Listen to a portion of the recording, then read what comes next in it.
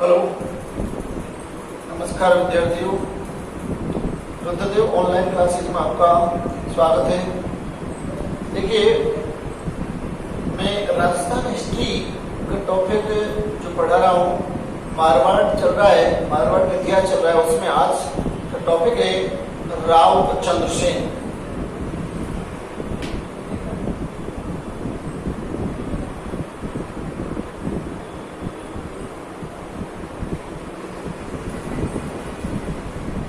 राव चंद्रसेन बहुत important topic है।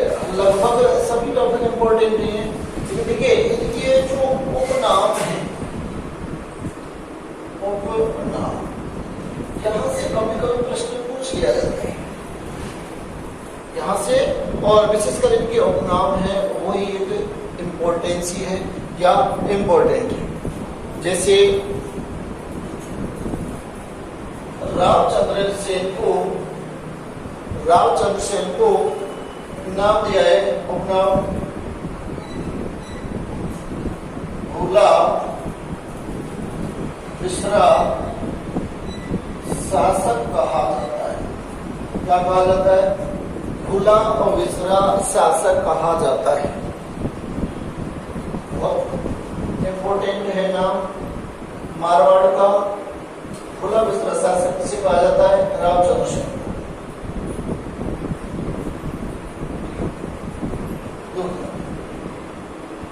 मारवाड़ का प्रताप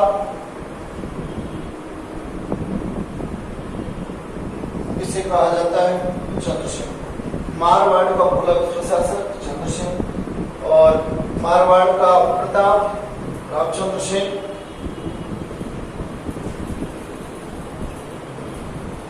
प्रताप का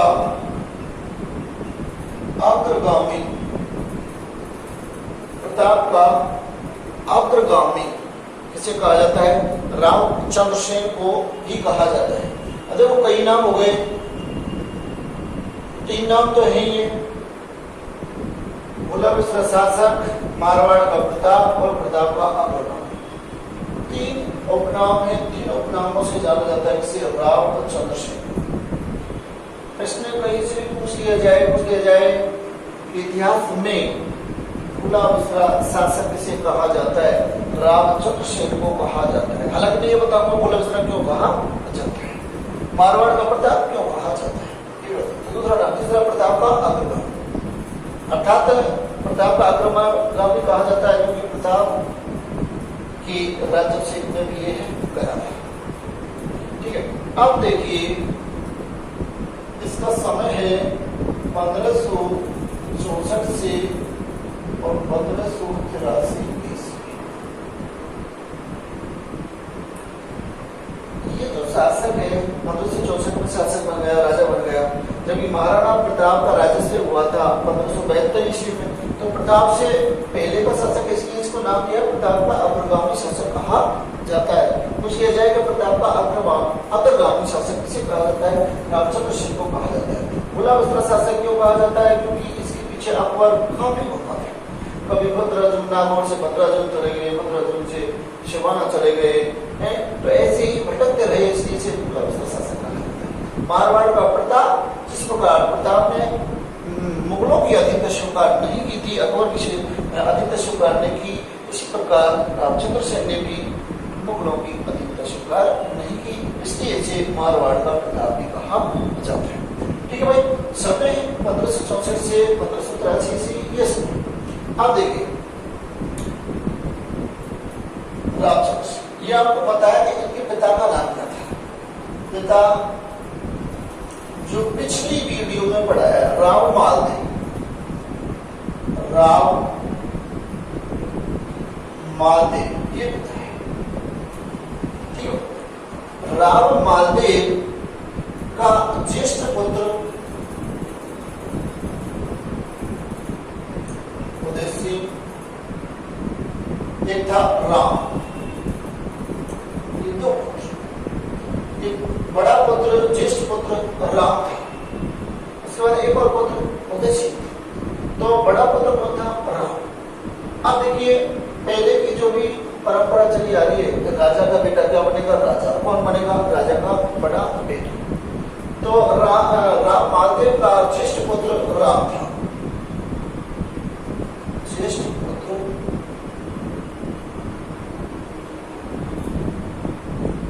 पुत्र कौन था? राम। तो राम को बनना चाहिए था राजा, लेकिन मालदेव ने राम को नहीं बनाया। ठीक है, ऐसा कहा जाता है कि ज्येष्ठ पुत्र राम की कोई अनबन हुई थी राम महादेव की रानी से, इस कारण भी इसको राजा नहीं बनाया। ठीक है, और इसका जो तीसरा पुत्र रामचंद्र सेन है, उसको इसके शासक बनाया था, इसने राम महादेव। अब जब राम महादेव ने राम और उदय सिंह इससे बड़े हैं, उनको शासक नहीं बनाया, तो ये दोनों नाराज होंगे या नहीं? होंगे नाराज, ये स्वाभाविक बात है। शासक नहीं बनाया गया, जो बनने वाले हैं उनको, तो ये नाराज होंगे। हालांकि अन्य सरदारों ने रामचंद्र सेन का विरोध भी किया कि भाई बड़े हैं, छोटे का क्या काम है, अभी नहीं आना चाहिए इस पद पर, लेकिन महादेव ने बना दिया, सो बना दिया। अब उदय सिंह और राम दोनों ही कहाँ चले गए? अकबर के पास। कहाँ चले गए? अकबर के पास। और दोनों ने इनकी जानकारी अकबर को दे दी। दोनों ने अकबर को इनकी जानकारी दे दी गई।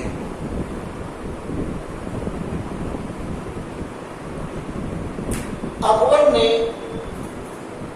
इस जोधपुर के किले पर आक्रमण करना चाहा, क्योंकि दोनों चले जब वहां पर पहुंच गए तो इन्होंने यही कहा था अकबर से, जोधपुर के किले पर क्या कर दो? आक्रमण। अकबर ने जोधपुर के किले पर आक्रमण करना चाहा। ठीक है, आक्रमण किया, लेकिन रामचंद्र सेन जोधपुर छोड़कर चला गया। इसकी हालात धीरे धीरे खराब होती चली गई, इधर उधर घूमता रहा। ठीक है, फिर अकबर ने एक दरबार का आयोजन करवाया। अकबर ने नागौर दरबार का आयोजन करवाया।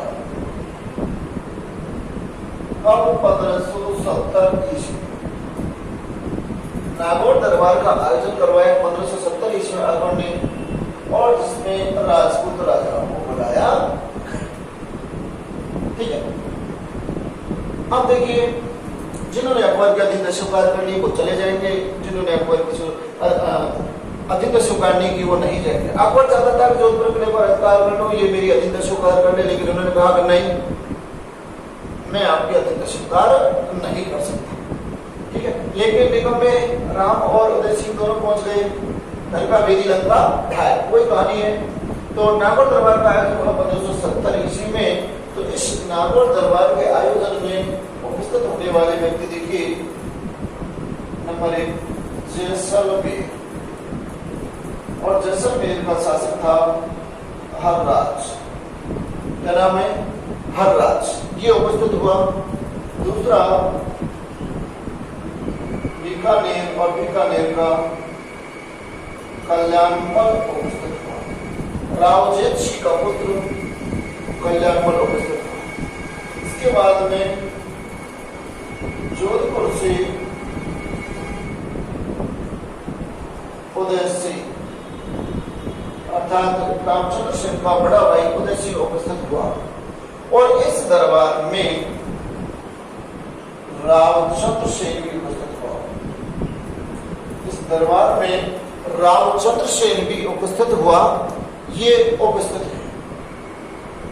इनके उपस्थित होने के बाद में जैसे रामचंद्र सेन वहां पहुंचा, रामचंद्र सेन ने वहां की प्रतिक्रियाएं देखी, और रामचंद्र सेन को लगा कि यहाँ स्थिति अनुकूल नहीं है।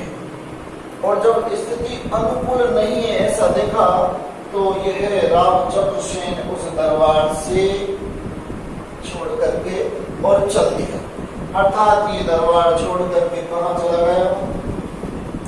भद्राचल में चला गया। कहाँ चला गया मित्रों? भद्राचल चला गया। भद्राचल कहाँ पड़ता है? जालोर में पड़ता है। भद्राचल तहसील जालोर, भद्राचल चला गया। अकबर को जैसे पता लगा तो रामचंद्रसेन दरबार छोड़कर चला गया, अर्थात अकबर सोच रहा था यहाँ दरबार आएगा तो मेरी अधीनता स्वीकार करेगा, लेकिन ऐसा नहीं। ठीक है, तो दरबार छोड़कर चला गया, भद्राचल पहुंच गया।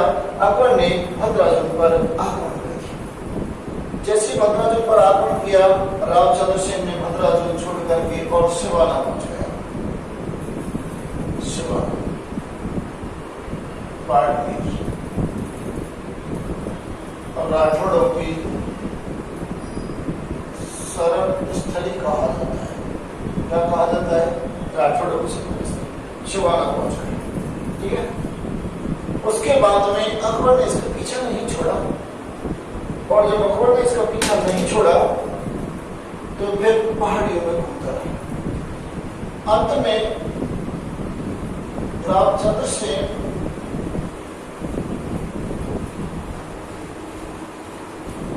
पाली में सोजत के पास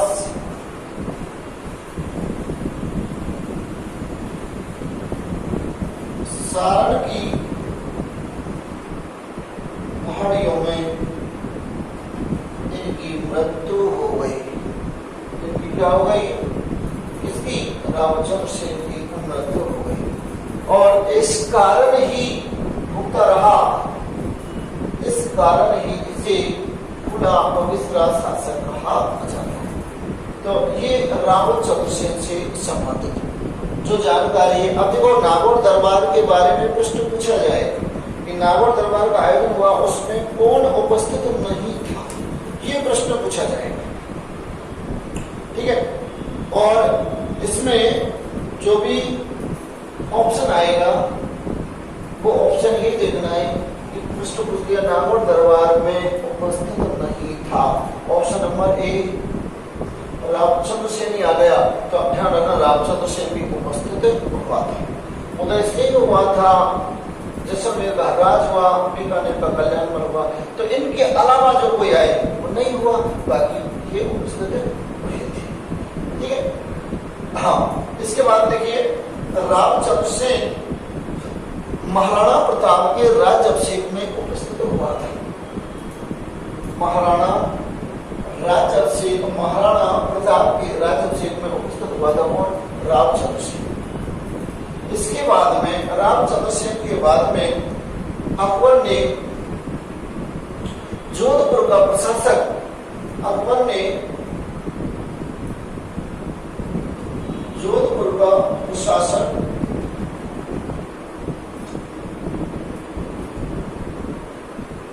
राज सिंह को बना दिया। किसको बना दिया?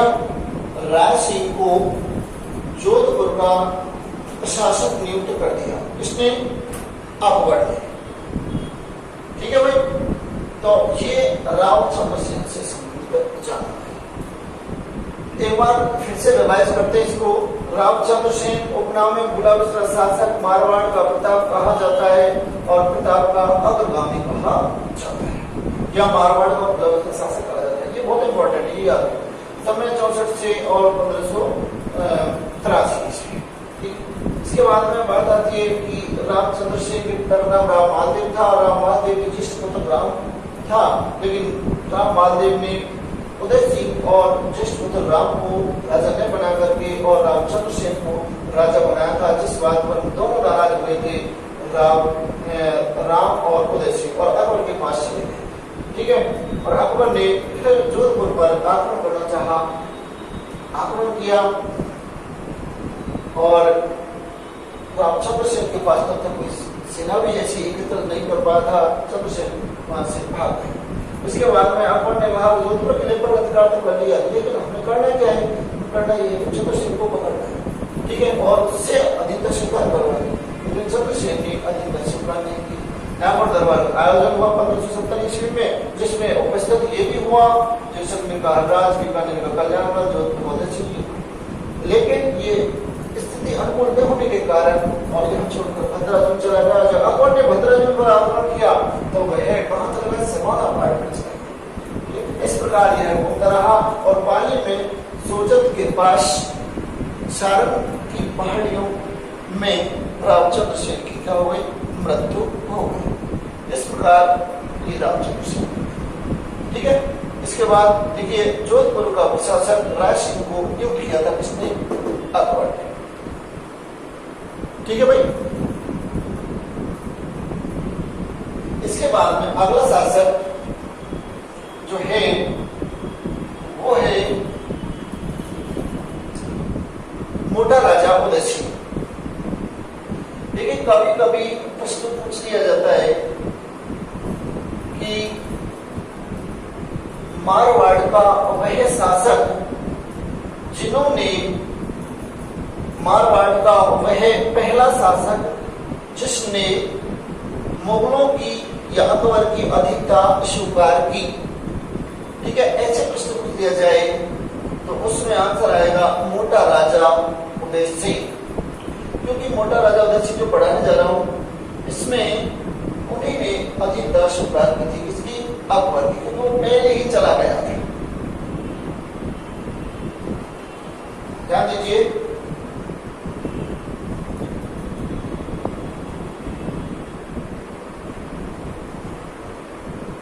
मोटा राजा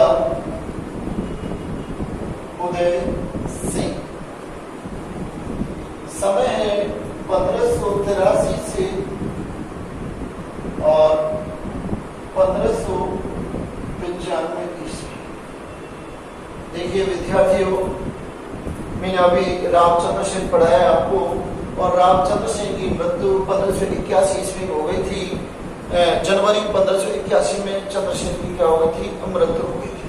लेकिन मैंने चंद्रसेन के बारे में लिखा था कि 1564 से 1583 और यह लिखा है मोटा राजा उदय सिंह 1583 से 1595। लेकिन आप जब कभी डीपली पढ़ के देखोगे तो उसमें यह आएगा कि चंद्रसेन समय ये लास्ट में 1581 जनवरी 1581 में चंद्रसेन की मृत्यु हो गई और सर ने बढ़ा दिया 83। ध्यान रखना, मैंने वो डायरेक्ट लिख दिया था 83 तक और कोई शासक बना नहीं था, डायरेक्ट ये बना है इसलिए उसमें जोड़ दिया। बाकी अगर ज्यादा पूछा जाए प्रश्न तो ये है कि 81 से और 1583 के बीच जो 3 वर्ष का समय रहा, क्योंकि जनवरी में 81, 82 और 83 का लास्ट ये बना है, ठीक है। तो 83 3 वर्ष का लगभग समय, उस 3 वर्ष के समय में यहाँ पर खालसा रखा था। अकबर ने इस टाइम को क्या घोषित किया? खालसा। और खालसा किसे कहते हैं? ऐसा समय जब राज्य पर या कोई भी राजा का अधिकार न हो, अर्थात राजा ही न हो, तो उस समय को खालसा कहा जाता है। और ये अकबर ने घोषित किया था इस समय को, इस 3 वर्ष के समय को क्या खालसा घोषित किया था, ठीक है। हालांकि मैंने सीधा ही जोड़ दिया था लिखा, लेकिन मैंने ये बताया आपको कि कभी कोई ऐसा प्रश्न आ जाए, पूछ लिया जाए कि मारवाड़ में किस शासक के बाद में समय को खालसा घोषित किया गया था, तो वो है रामचंद्र सेन के बाद में, मरने के बाद 81 खत्म हुआ और 3 वर्ष के समय को 83 तक खालसा घोषित किया अकबर ने। उसके बाद में मोटा राजा उदय सिंह को राजा बनाया था। तो इस पर मोटा राजा उदय सिंह पर जो कृपा थी, दया थी, वो किसकी थी? अकबर की थी। किसकी थी? अकबर की, क्योंकि अकबर के शरण में चला गया था, इसलिए अकबर ने इसको क्या बना था? शासक बना। ध्यान दीजिए, मोटा राजा उदय सिंह की पुत्री का नाम जगत गोसाई था। क्या नाम था? जगत गोसाई, जिसे जोधाबाई भी कहा जाता है। क्या कहा जाता है? जिसे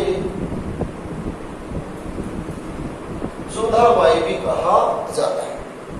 ध्यान दीजिए, पुत्री का नाम जगत गोसाई और इतिहास में जिसे जोधाबाई के नाम से भी जाना जाता है। ठीक है। आपने सीरियल देखा होगा जोधा अकबर, सीरियल का नाम क्या है? जोधा अकबर, ये सीरियल देखा है।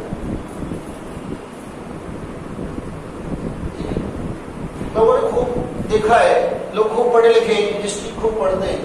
जोधा अकबर, और इसमें बताया जाता है कि अकबर की पत्नी कौन? जोधा। लेकिन ये बिल्कुल असत्य है। क्यों? क्योंकि जोधा जो पत्नी बनेगी वो किसकी बनेगी? सलीम की बनेगी। ठीक है। हालांकि सलीम की अनारकली भी है, लेकिन सलीम कौन है? जहांगीर। जहांगीर की शादी होगी इससे, इस जोधाबाई या जगत गोसाई से। लेकिन सीरियल में इसको अकबर के साथ कर रहे हैं। अब आप बताइए, जब सलीम जिंदा है और उसकी पत्नी है, तो अकबर की पत्नी कैसे हो सकती है? ठीक है, तो ये गलत है। वो सीरियल जब बना तो दिया था, लेकिन जैसे ही वो प्रारंभ किया गया था उस पर लोगों ने प्रश्न चिन्ह उठाया था कि जोधाबाई अकबर की पत्नी है ही नहीं, ये कैसे बना दिया आपने? तो कुछ दिन के लिए उसे बंद रखा गया था और बाद में फिर प्रमोट कर दिया और चला दिया। जैसे कि आपको पता है, कुछ समय पहले, 1 साल पहले, जब लगभग एक पिक्चर आई थी पद्मावत। ठीक है, पद्मावत पिक्चर आई, पद्मनी, राजा रतन सिंह और पद्मनी के ऊपर बनी हुई थी, तो उस पर भी बहुत उसका विरोध हुआ था। हालांकि एक बार बन गई, पैसा खर्च होगा, आएगी मार्केट में, लेकिन लेट आएगी। जब कोई विरोध करेगा तो लेट आएगी, और ऐसा ही हुआ। तो लोगों ने विरोध किया तो वह थोड़ी लेट आई, लेकिन आई जरूर।